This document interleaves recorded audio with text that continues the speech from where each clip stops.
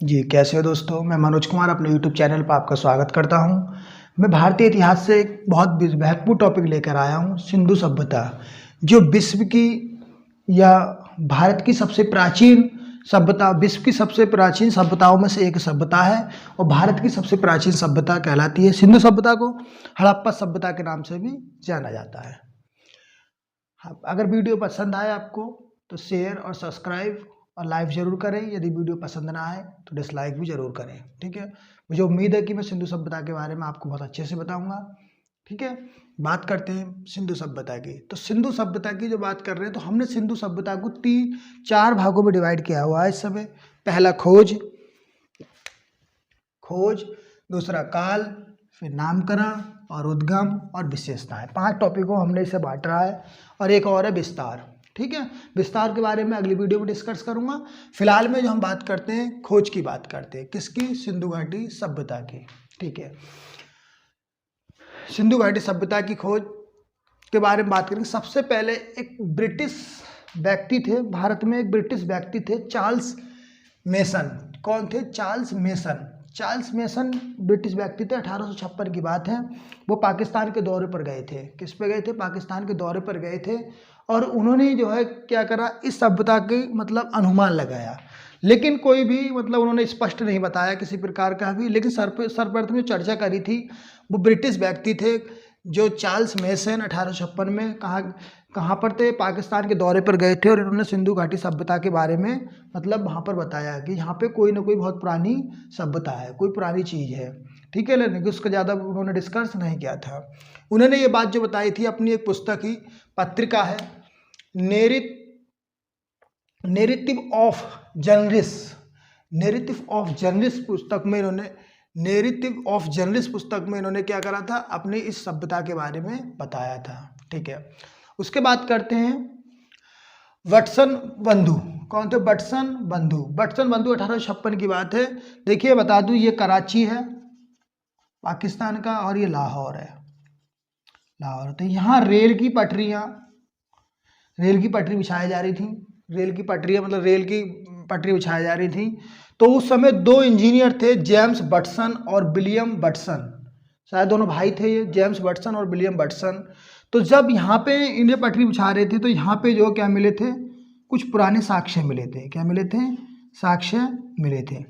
लेकिन इन्होंने भी इसके बारे में ज़्यादा डिस्कस नहीं किया, है ना। सिंधु घाटी सभ्यता के बारे में ज़्यादा डिस्कस नहीं किया। मतलब जहाँ कराची से लाकर लाहौर के बीच में रेल की पटरियाँ बिछाई जा रही थी, तब उस समय कुछ इस सभ्यता के साक्ष्य मिले थे, लेकिन इसके ज़्यादा नहीं बताया। उसके बाद है अलेक्जेंडर किंगडम। ये 1853 से 1856 की बात है। अलेक्जेंडर किंगडम ने इन्होंने भी ये बात बताई थी कि मतलब यहाँ पे जो कैसी सभ्यता है, कोई मतलब पुरानी कोई ना कोई सभ्यता है, जिसका मतलब इन्होंने कुछ बताया था, लेकिन इससे ज़्यादा नहीं बताया था। 1856 से 1853 के मतलब 53 से 56 के बाद फिर नेक्स्ट आते हैं सर जॉन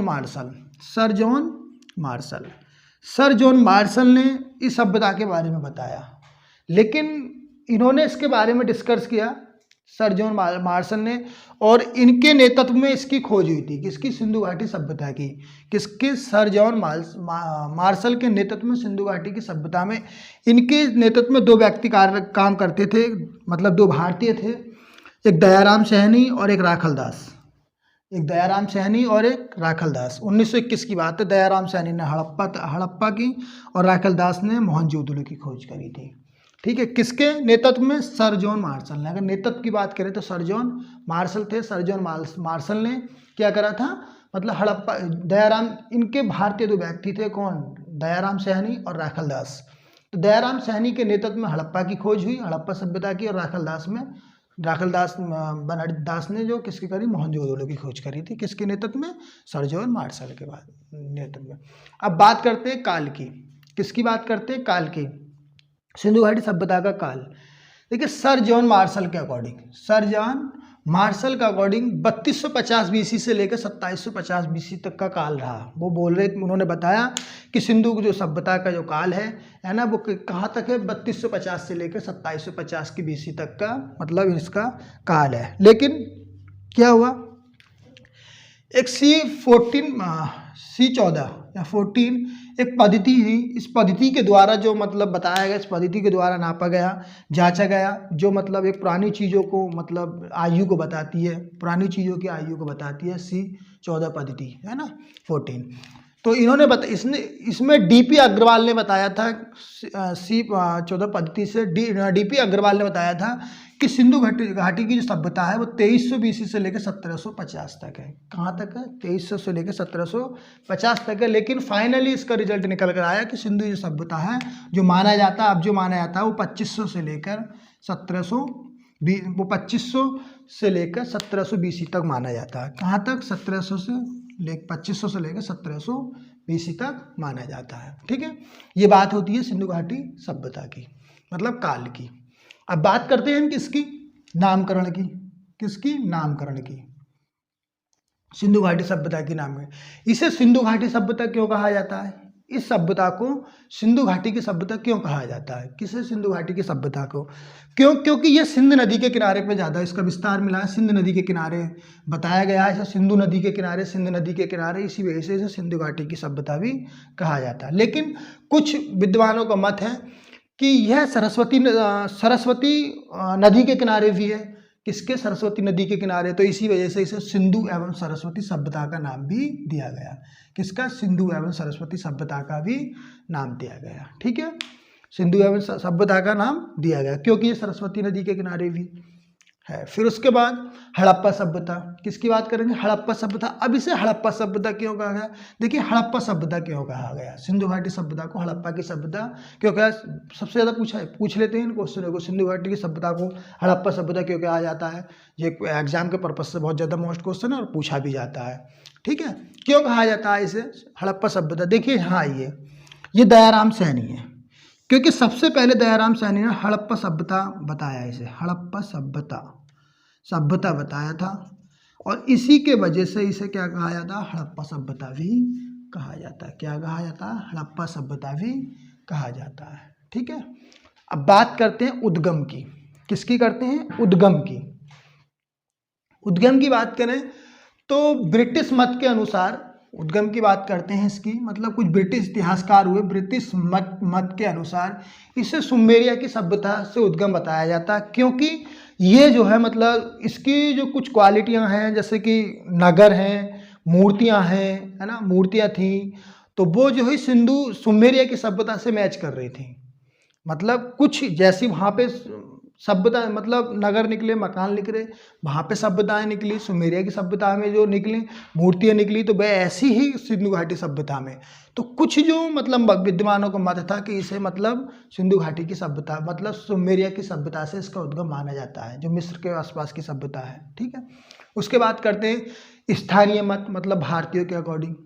भारतीयों ने कहा कि ये मतलब विश्व की सभ्यता, ये बात जरूर मानते हैं कि सुमेरिया की सभ्यता से भी मतलब ऐसी सभ्यता मिली, लेकिन वहाँ के नदी नालियाँ रास्ते अलग थे। वहाँ की नालियाँ और रास्ते अलग थे और इस सभ्यता की नालियाँ और रास्ते अलग हैं, तो ये सभ्यता ऐसी नहीं है। वहाँ के मकान दरवाजे अलग थे और यहाँ के मकान दरवाजे अलग हैं, इस वजह से ये सुमेरिया की सभ्यता नहीं कहा जा सकता। तो इन्होंने फिर राखलदास द्रविड़, फिर स्थानीय मत के अनुसार बताया गया कि ये कैसी सभ्यता है? द्राविड़ जातियों की सभ्यता है। किसके? द्राविड़ जातियों की सभ्यता है। सबसे ज़्यादा आता है क्वेश्चन कि द्राविड़ जातियों की सिंधु घाटी की सभ्यता किस जातियों की सभ्यता है? द्राविड़ जातियों की सभ्यता है। फिर राखलदास बनर्जी ने भी कहा कि ये कैसी है? भारतीय सभ्यता से। कैसी सभ्यता है? भारतीय सभ्यता है। ठीक है, ये बात आपको समझ में आ गई होगी। ठीक है, उसके बाद करते हैं इसकी विशेषताओं के बारे में। किसकी? विशेषताओं के बारे में सिंधु घाटी की सभ्यता की। देखिए, नगरीय सभ्यता, ये कैसी सभ्यता है? नगरीय सभ्यता। ये देखो विशेषता है, कैसी सभ्यता है ये? नगरीय सभ्यता। नगरीय सभ्यता क्यों कहा जाता है? क्योंकि यहाँ पर मकान कैसे मिले? पक्के मिले हैं। कैसे मिले हैं? पक्के मिले। लेकिन कुछ मतों के अनुसार इसे मतलब वैदिक सभ्यता मतलब बताया जाता है, वैदिक सभ्यता के लोगों को भी बताया जाता है, लेकिन ऐसा नहीं है वैदिक सभ्यता को। ठीक है, वो मत अलग है, विद्वानों को कुछ अलग मत है, सबके अलग अलग मत हैं। क्यों है अलग अलग मत? यही कारण है क्योंकि इसका कोई लिखित साक्ष्य तो मिला है इसका, लेकिन वो ऐसा साक्ष्य मिला है कि पढ़ा नहीं जा सकता, है ना, क्योंकि उसकी जो लिपि है वो अभी तक नहीं पढ़ी गई है। लेकिन जो भी अनुमान लगाया, खुदाई पर जो चीज़ मिली है हमें, जो सिंधु घाटी सभ्यता खोदते पर जो मिली है, तो उसी से विद्वानों ने क्या करा? मत लगाया, अनुमान लगाया। वैसे इसकी कोई भी लिखित साक्ष्य मिले हैं, लेकिन उन्हें पढ़ा नहीं गया अभी तक। ठीक है, तो नगरीय सभ्यता ही नगरीय सभ्यता क्यों कहते हैं, क्योंकि यहाँ पे क्या बड़े मकान थे, पक्के थे, वो नदी नाले थे, स्नानागार थे, नहाने के बहुत बहुत बड़े अच्छे सिस्टम थे, भंडार थे अनाजों के भरे हुए, मतलब वो थे। तो इसी वजह से इसे न कैसी सभ्यता कहा गया, नगरीय सभ्यता कहलाएगा। कैसी कहलाया गया, नगरीय। उसके बाद कांस्य युगीन सभ्यता। कांस्य युगीन सभ्यता क्यों कहा गया, क्योंकि यहाँ से जो मूर्तियाँ मिली हैं वो कांस्य की, धातु जो मिली वो किसकी मिली, कांस्य की मिली, कांस्य की मूर्तियाँ मिली इस सभ्यता से, है ना। तो इस सभ्यता को कैसा कहा गया, कांस्य युगीन सभ्यता भी कहा गया। अधैतिहासिक सभ्यता। अधैतिहासिक सभ्यता क्यों कहा गया, ऐतिहासिक सभ्यता इस वजह से कहा गया कि यहाँ से जो लिखित जानकारी मिली है, इस सभ्यता से जो लिखित जानकारी जो मिली है वो कैसी है, मतलब वो पढ़े नहीं गई है, और जब वो पढ़े नहीं गई है तो उसे अधैतिहासिक सभ्यता कहते हैं। मैंने तुम्हें 3 बातें बताई थी अभी पिछली वीडियो में। फर्स्ट वीडियो थी प्रागैतिहासिक काल, प्रागैतिहासिक सभ्यता या काल, और आधैतिहासिक सभ्यता और ऐतिहासिक सभ्यता। प्रागैतिहासिक, ऐतिहासिक और आधैतिहासिक और ऐतिहासिक बताया था। प्रागैतिहासिक काल जिसका कोई भी लिखित साक्ष्य नहीं है, जिसको कोई भी लिखित साक्ष्य नहीं है, जिस सभ्यता का कोई लिखित साक्ष्य नहीं है। ऐतिहासिक जिसका लिखित साक्ष्य तो है लेकिन उसे पढ़ा नहीं जा सकता, ऐतिहासिक सभ्यता वो है कि जिसमें मतलब लिखित भी मिले हैं और इन्हें पढ़ा भी जा सकता है। कैसे लिखित भी मिले हैं, मतलब लिखित साक्ष्य मिले हैं, इन्हें पढ़ा भी जा सकता है। जैसे कि मैंने बताया था वेद हैं, जैन धर्म है, बौद्ध धर्म है, इस्लाम धर्म में बहुत सारे हैं, है ना। ये हमारे कैसे आते हैं, ऐतिहासिक सभ्यता में आते हैं। किस में आते हैं, ऐतिहासिक सभ्यता में। प्रांतीय प्रिय सभ्यता, इसे क्या कहा जाता है, प्रांतीय प्रिय सभ्यता भी। इसकी एक विशेषता ये भी कि शांति प्रिय सभ्यता। ये कैसी है, शांति प्रिय सभ्यता है। शांति प्रिय सभ्यता क्यों, क्योंकि इस सभ्यता की खुदाई से ऐसे कोई हथियार, कोई औजार, किसी प्रकार की कोई चीज़ नहीं मिली। तो इससे अनुमान लगाया गया क्योंकि ये कैसी है, शांति प्रिय सभ्यता है, शांति प्रिय सभ्यता है। उसके बाद व्यापार प्रधान।